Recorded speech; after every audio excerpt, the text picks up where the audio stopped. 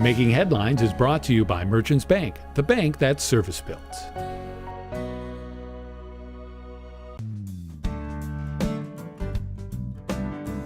Anybody can make your business a victim of fraud. In fact, if your business hasn't been affected by fraud yet, it's only a matter of time. Don't take that chance. Merchants Bank offers fraud detection and prevention solutions that can help protect your business accounts from check and electronic payment fraud. Don't wait until your luck runs out. Get help from Merchants Bank today.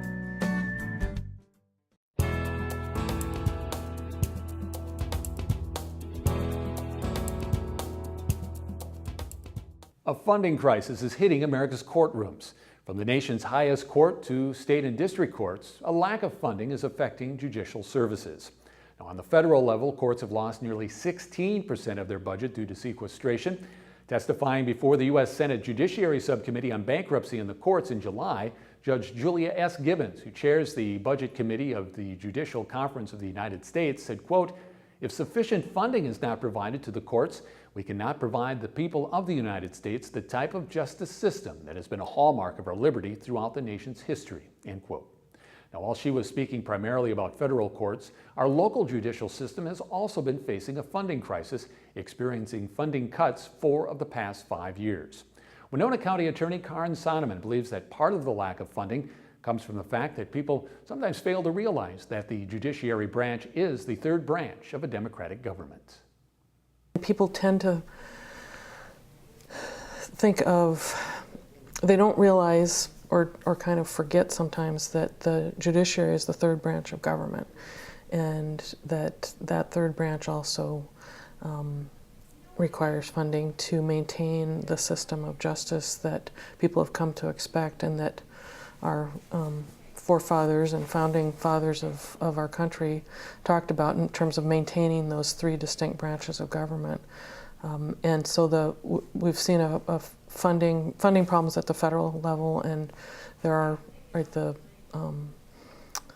even I think that one of the Supreme Court justices, the former Supreme Court Justice Chief Rehnquist, had talked about this, but we also see that being a problem on the state level as well. Locally at the Winona County Courthouse, the funding crisis appeared several years ago with reduced hours in court services. We've had cutbacks, as people in Winona County know about the court administrator's office closing on Wednesday mornings. There's been consolidation of court administrators. Our court administrator here in Winona County also serves as the court administrator in Wabasha County. And doing 2 jobs, and that's, as far as I know, not with an increase in any kind of salary. It's a consolidation of those positions, so doing twice as much work. And so we're seeing that, and cutbacks in positions and positions not being filled. And so that's the court administration level.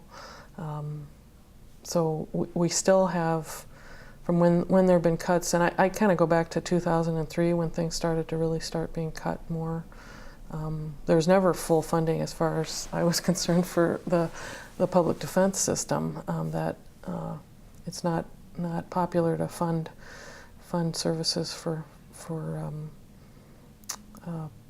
representing criminals, but everybody deserves an attorney, and that's a fundamental part of our justice system. The bottom line, according to Sonneman, is that the lack of funding is affecting the delivery of services and therefore the county's citizens. People don't know coming into the courthouse, say on a Wednesday morning, that court administration is closed. So say somebody who's coming to get a record that they need to purchase a house, for instance, a satisfaction of some kind of lien on that unpaid fine or something, that they can show that a fine's been paid, a job application that they need to show whatever records are in the court administrator's office that they need. If somebody wants to file an order for protection in terms of public safety, on Wednesdays the office is closed and they can't obtain a copy of a application for an order for protection. So there's some public safety issues there. I mean, it's they'll hear, well, you have to come back after 1 o'clock on Wednesdays. So is that delay something that we want to tolerate? I don't know. One concern within Minnesota's 3rd Judicial District, of which Winona County is a part of, is a shortage of judges to hear cases. Well, in the 3rd Judicial District, where Winona is located, there's really a shortage of judges, and trying to get more funding for the courts, and not just a shortage of judges or judicial seats, given the volume of work that needs to be responded to, or provide that criminal justice services. Last year marked the first time in 5 years that the Minnesota legislature increased funding for the court system. District courts will see a 6% increase, or $504 million for the next 2 years. $875,000 of that each year will go towards the development, expansion, and maintenance of drug and mental health courts.